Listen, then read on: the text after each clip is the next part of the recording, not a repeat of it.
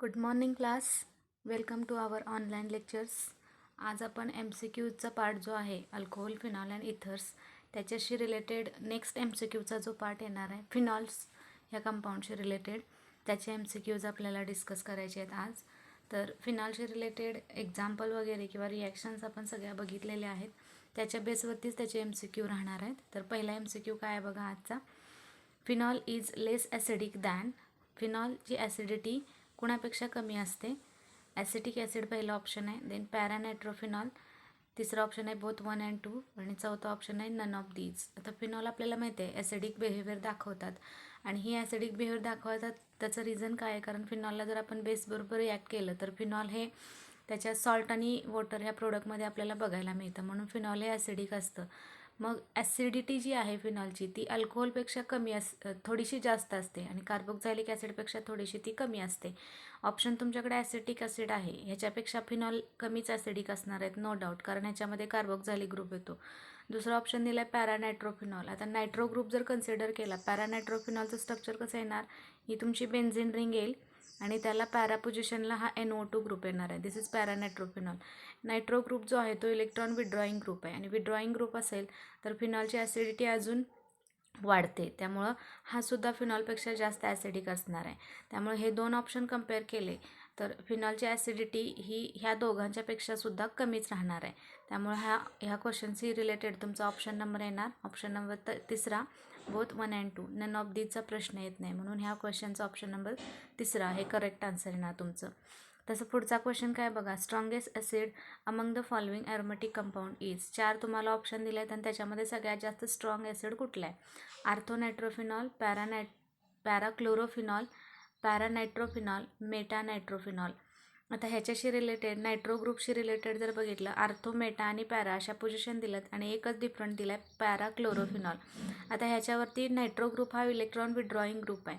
Ortho, Meta आणि para ह्या position जर कम्पेअर केल्या आपण तर एका प्लेनमध्ये हा NO2 ग्रुप येतो OHला रिलेटेड, आणि असे जर असतील तर स्ट्रक्चर जास्त स्टेबल राहतं आणि ह्याची ॲसिडिटी सगळ्यात जास्त येते. जर मेटा आणि आर्थो कंपेअर केले तर आउट ऑफ दी प्लेन हे NO2 ग्रुप जातात. आर्थोला ह्या पोझिशनला NO2 येईल, मेटाला ह्या पोझिशनला, म्हणजे एका प्लेनमध्ये हे स्ट्रक्चर येत नाही.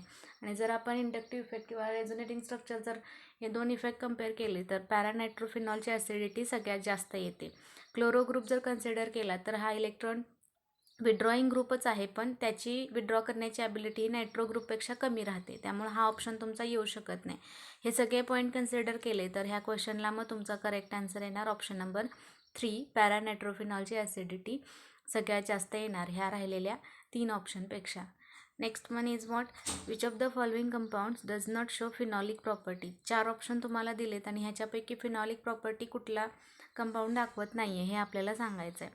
आता 4 ऑप्शन जर बघितले तर फिनॉल आपण काय म्हणतो की डायरेक्टली तुमचा हायड्रॉक्झिल ग्रुप जो आहे तो बेन्झिनच्या न्यूक्लियसला जोडलेला असायला पाहिजे, तर त्याला फिनॉल आपण म्हणतो. 4 स्ट्रक्चर जर नीट बघितले तर पहिल्या स्ट्रक्चरमध्ये काय दिसते तुम्हाला, बेन्झिन रिंग आहे, त्याला CH आणि CH2 जोडला आहे आणि ह्या CHला OH जोडला आहे, म्हणजे इथं OH group directly benzene ring न्यूक्लियसला नाही आहे. दुसऱ्या स्ट्रक्चरमध्ये CH3 आणि OH आहे, म्हणजे टोल्यूनचा फॉर्म जर कन्सिडर केला किंवा इट इज 2 मिथिल फिनॉल असं पण आपण म्हणू शकतो. फिनॉल OH ग्रुप बेन्झिन रिंगला जोडला आहे. तसं इथं 2 वेळेला हायड्रॉक्झिल ग्रुप नॅपथॉलच्या फॉर्ममध्ये आपण ही रिंग कन्सिडर करू शकतो, हा फिनॉलिक प्रॉपर्टी दाखवेल. तसं इथं सुद्धा OH ग्रुप हा डायरेक्टली बेन्झिन न्यूक्लियसला जोडलेला आहे. म्हणजे हे सगळे स्ट्रक्चर जर कंपेअर केले आपण तर हायड्रॉक्झिल ग्रुप जो आहे तो डायरेक्टली 3 स्ट्रक्चरमध्ये बेन्झिन रिंगला जोडलेला आहे, त्यामुळे हे 3 जे येणार आहेत ते फिनॉलिक प्रॉपर्टी दाखवतील. आणि हा जो पहिला ऑप्शन आहे ह्याच्यामध्ये हायड्रॉक्झिल ग्रुप बेन्झिन रिंगला न जोडता हा साईड ब्रांचला जोडलेला आहे, म्हणजे हे बेन्झेलिक अल्कोहोल जे आहे त्या कॅटेगरीमध्ये हा कंपाऊंड जाणार, म्हणून हा कंपाऊंड जो आहे किंवा हे स्ट्रक्चर जे आहे ते फिनॉलिक प्रॉपर्टी तुमचं दाखवणार नाही, म्हणून ह्या क्वेश्चनसाठी मग तुमचं करेक्ट ऑप्शन हा पहिला ऑप्शन येऊ शकतो. त्याच पद्धतीनं पुढचा क्वेश्चन काय दिला बघा. Which of the following compound shows intramolecular hydrogen bonding. आता इंट्रा आणि इंटरमोलेक्युलर, इंट्रा म्हणजे त्याच मोलेक्युलमध्ये हायड्रोजन बॉन्ड असलेला आपल्याला बघायला मिळतो. 4 ऑप्शन जे दिले त्याच्यापैकी कुठल्या ह्याच्यामध्ये इंट्रामोलेक्युलर हायड्रोजन बॉन्डिंग बघायला मिळेल. पहिला ऑप्शन दिला आहे पॅरानायट्रोफिनॉल, दुसरा दिला इथेनॉल, तिसरा दिला आर्थोनायट्रोफिनॉल आणि चौथा दिला मिथेनामाइन. आता ह्याच्यामध्ये पॅरानायट्रोफिनॉलचं स्ट्रक्चर तुमच्याकडे आहे, बेन्झिन रिंगला पॅरा पोझिशनला NO2 ग्रुप असतो. इथेनॉल म्हणजे इथिल अल्कोहोल आहे तुमचं. आर्थोनायट्रोफिनॉल जर कन्सिडर केला तर आर्थोनायट्रोफिनॉलमध्ये स्ट्रक्चर कसं येणार, ही तुमची बेन्झेन रिंग येणार. हा समजा हायड्रॉक्झिल ग्रुप इथं आहे आणि डायरेक्टली इथं तुमचा NO2 येणार आहे. मग आता हे जर कन्सिडर केलं तर NO2 ना OH जो ग्रुप आहे ह्याच्यामधले इथला ऑक्सिजन इथल्या हायड्रोजन बरोबर इझिली इंट्रामोलिक्युलर हायड्रोजन बॉन्ड फॉर्म करू शकतो.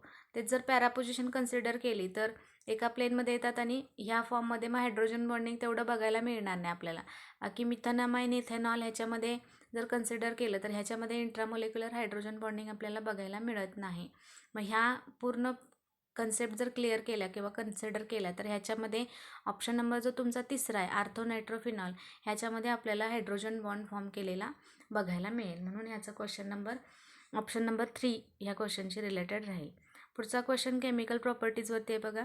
कोलबेज Schmitt reaction is use for.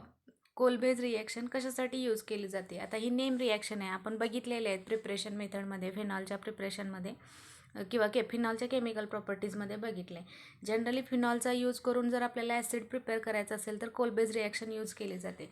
आता ह्याच्यामध्ये होतं काय, जर कन्सिडर केलं फिनॉलला वेगवेगळ्या रिएजंट बरोबर रिॲक्ट केलं जातं. इथं तुम्हाला रिॲक्शन दिलेली आहे. मग पहिल्यांदा फिनॉलचं कन्वर्जन त्याच्या सोडियम फिनॉक्साईड आयनमध्ये केलं जातं. Then it is get treated with the carbon dioxide as a electrophile म्हणून ह्याचा रोल यूज केला जातो इथं. जनरली मग इंटरमिडिएट ह्याच्यामधनं तुम्हाला एक इंटरमिडिएट सोडियम सॅलिसिलेट टाईपचा इंटरमिडिएट ह्याच्यातनं फॉर्म होतो. नंतर त्याला ॲसिडिफाय केलं जातं आणि ॲसिडिफाय केल्यानंतर पुढं मग त्याचं कन्वर्जन सॅलिसिलिक ॲसिडमध्ये केलं जातं. म्हणजे फिनॉलचं कन्वर्जन जर सॅलिसिलिक ॲसिडमध्ये करायचं असेल तर त्याच्यासाठी ही कोलबेज रिॲक्शन यूज केली जाते.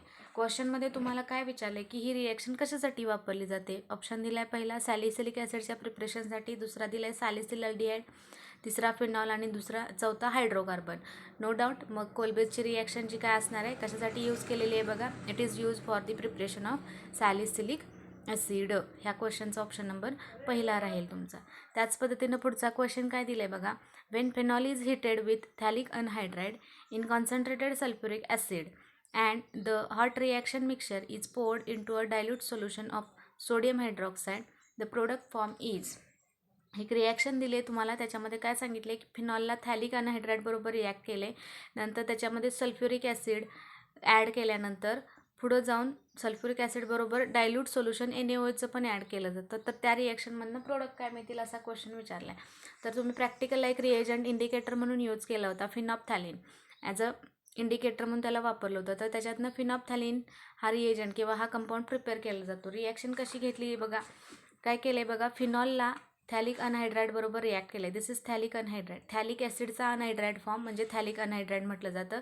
त्याच्यामध्येच कॉन्सन्ट्रेटेड H2SO4 आणि नंतर डायल्यूट NaOH ॲड केल्यानंतर फायनली या रिॲक्शनमधनं हे स्ट्रक्चर प्रिपेअर झालेला बघायला मिळतं आपल्याला, ज्याला म्हटलं जातं फिनॉप्थॅलिन. म्हणजे ओव्हरऑल ही जी रिॲक्शन आहे याच्यामध्ये फायनल रिॲक्शनचा प्रोडक्ट जो तुम्हाला मिळणार आहे तो फिनॉप्थॅलिन असा राहणार आहे.